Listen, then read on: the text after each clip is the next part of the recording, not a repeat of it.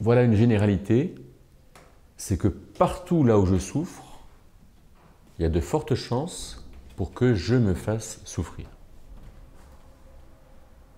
Donc, on va voir trois choses. Premièrement, c'est discerner là où je souffre. Parce que le problème, c'est que souvent, je ne sais pas où est-ce que je souffre. Ensuite, c'est voir comment je me fais souffrir. Et on va prendre des exemples. Et après, on saura comment s'en sortir. Alors, voir là où je souffre. On va prendre quelques petits exemples rapides. Quelqu'un me dit, je souffre parce que je suis seul. Alors je lui dirai, ça m'intéresse parce que moi, quand je suis seul, au contraire, je suis bien. Donc, en quoi est-ce que ta solitude est une souffrance? Puisqu'en fait, moi, quand je suis seul, je suis bien. Ah, il me dit, mais c'est parce que toi, tu es souvent avec des gens. Donc, en fait, quand tu es seul, tu es bien. Mais moi, je suis toujours seul, en fait. Bon, alors je vais lui dire, mais quand tu es seul, c'est quoi qui te fait souffrir? Alors il va me dire, mais je souffre parce qu'en fait, quand je suis seul, je m'ennuie. Ah oui, alors je vais lui dire, ta souffrance, c'est pas d'être seul, alors c'est de t'ennuyer. Pas vrai? Il va me dire, ou alors il va me dire, mais quand je souffre, quand je suis seul, c'est que je pense aux gens qui ne sont pas seuls. Et je pense aux potes, j'aimerais bien qu'ils m'invitent, ces potes, j'aimerais bien être en couple, etc. Ah oui, donc ta souffrance, c'est pas d'être seul, en fait. Ta souffrance, c'est que tu te compares, c'est que tu te reproches des choses. Ou alors il peut me dire, moi quand je suis seul, je souffre parce que je me dis, mais je suis nul. Tous ceux qui ne sont pas seuls, ils ne sont pas nuls, ils ont réussi à être en relation. Alors je lui dis, mais alors là, ta souffrance, tu souffres pas parce que tu es seul, tu souffres parce que tu te sens nul. Je récapépète, tu souffres parce que tu t'ennuies, tu souffres parce que tu te compares, ou tu souffres parce que tu te trouves nul. Et des souffrances comme ça, il y en a autant qu'on en veut en fait. Donc apprenons à discerner les souffrances. Apprenons à voir par exemple que si je souffre parce que je suis gros, peut-être que je suis gros parce qu'en fait, à 9 h du matin, alors que mon travail devrait commencer, que je suis au chômage, en fait, je suis tellement énervé parce que je suis au chômage que qu'est-ce que je vais faire? Je vais reprendre un petit déjeuner. Mais au lieu de déjeuner normalement, je vais mettre du Nutella sur ma tartine. Et entre le pain et le Nutella, je vais mettre du beurre. Voilà. Et en fait, etc. Et donc, mon problème, c'est pas d'être gros. Mon problème, c'est pas de trop manger. Mon problème, c'est pas d'être au chômage. Mon problème, c'est pourquoi est-ce que je suis au chômage. On est d'accord? Donc, il faut que je définisse bien ma souffrance. Il faut que je prenne le temps d'écrire tout ça. Il faut que je prenne le temps de le préciser. Et une fois que je le précisé, il faut que je sache là où je me fais souffrir. Alors, reprenons l'exemple. Oui, tu voulais parler? Tu parles de « je me fais souffrir », mais on a souvent plutôt l'impression que c'est à cause des autres, c'est à cause des circonstances qu'on souffre. On n'a pas un sentiment d'être maso. Voilà. Alors, on peut dire qu'il y a quelques souffrances qui proviennent, entre guillemets, de l'extérieur, des autres, des circonstances, quelques souffrances. Mais en pourcentage, je dirais que c'est quoi? Peut-être 5% de ma vie. Voilà. Alors, je vois à ton visage que tu es scandalisée, ou étonnée, ou stupéfaite. Voilà, c'est bien. Et je pense que, voilà, 95% de nos souffrances proviennent du fait que nous nous faisons souffrir. Par exemple, tu es une maman, tu as quelques enfants, et tu pourrais être en souci du devenir de tes enfants. Parce que le premier a passé la puberté, et qu'il est dans une phase d'autonomie, de choix de une de nos filles, par exemple, quand on a refait le papier peint du cabinet, du rez-de-chaussée, sans lui demander son avis, elle s'est roulée par terre après la puberté.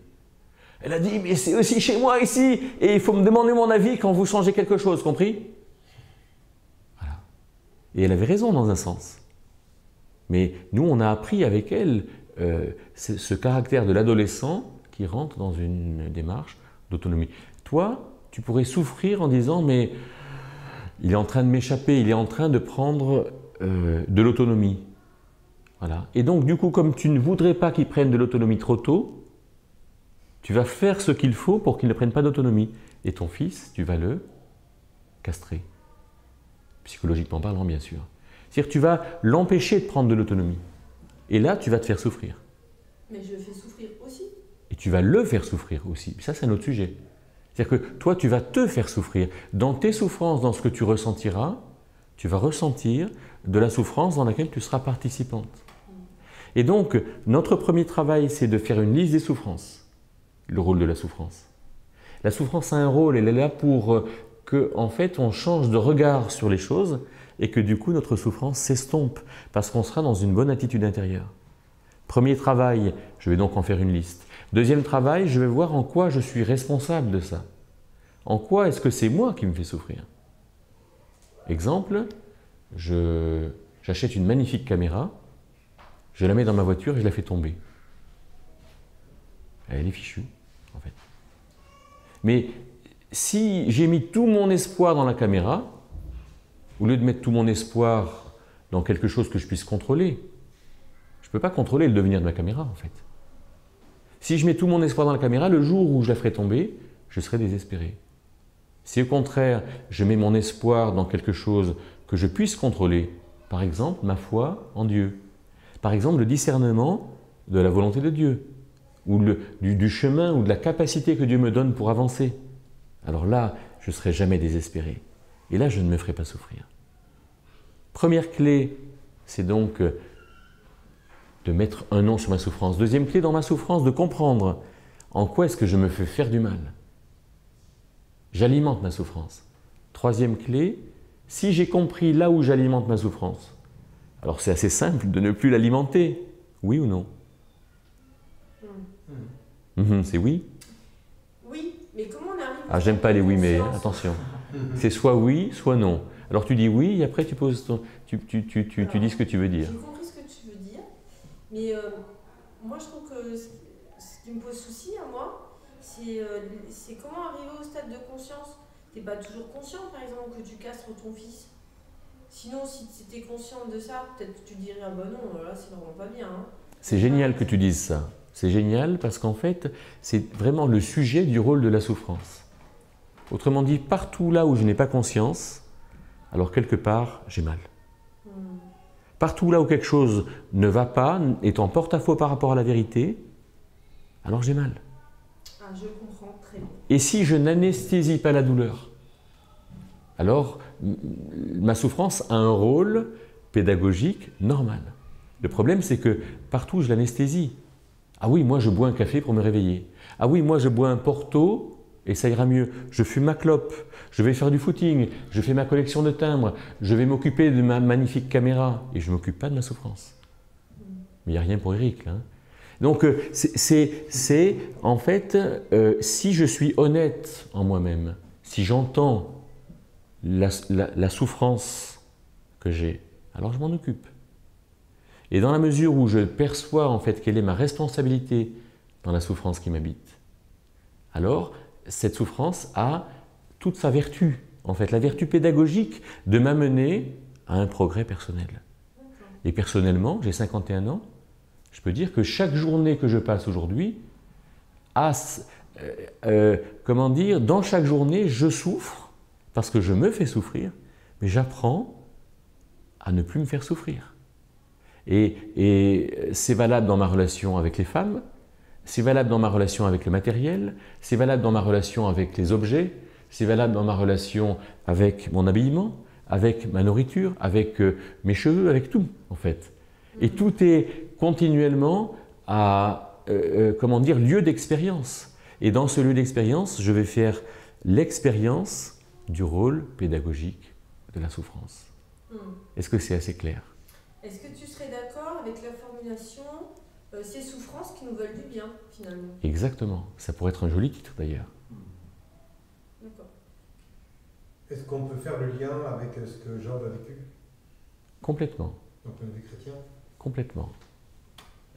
Les souffrances de Job sont, alors là on rentre dans une partie dogmatique, hein, d'interprétation, d'exégèse du livre de Job.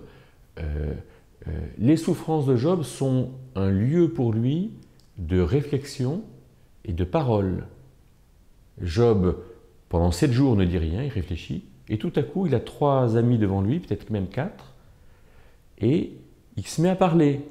Et là où il parle, alors il donne des lieux de souffrance. Et au chapitre 3, il y en a 3 lieux de souffrance.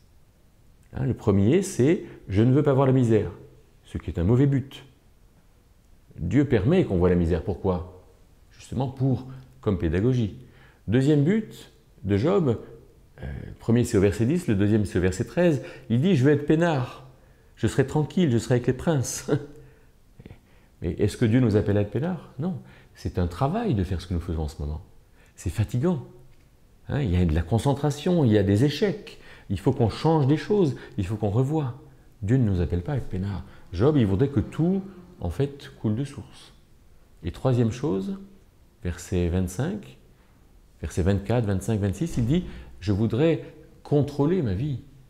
Eh oui, personne ne contrôle rien, du tout. Hein, et celui qui veut contrôler, il alimente sa souffrance. Et Job dit « Ce que je craignais m'est arrivé ». Autrement dit, eh ben, les petits choux, il ne faut rien craindre dans la vie. Comme ça, on ne construit pas notre propre malheur. Il ne faut pas appréhender, il faut en fait marcher avec Dieu, qui est notre origine, notre force, notre pilier, notre rocher. Et de ce fait, savoir que jour après jour, nous avons la force d'aller dans ce que nous avons à faire. Et donc ne pas se dire, est-ce que j'aurai la force d'y aller? Ben, puisque je dois y aller, c'est que j'aurai la force. Hein? Renverser les choses et le vivre par la foi. Alors là, on n'est plus dans le rôle de la souffrance, hein, on est dans l'examen de la vie de Job et de savoir ce que ça peut nous apporter.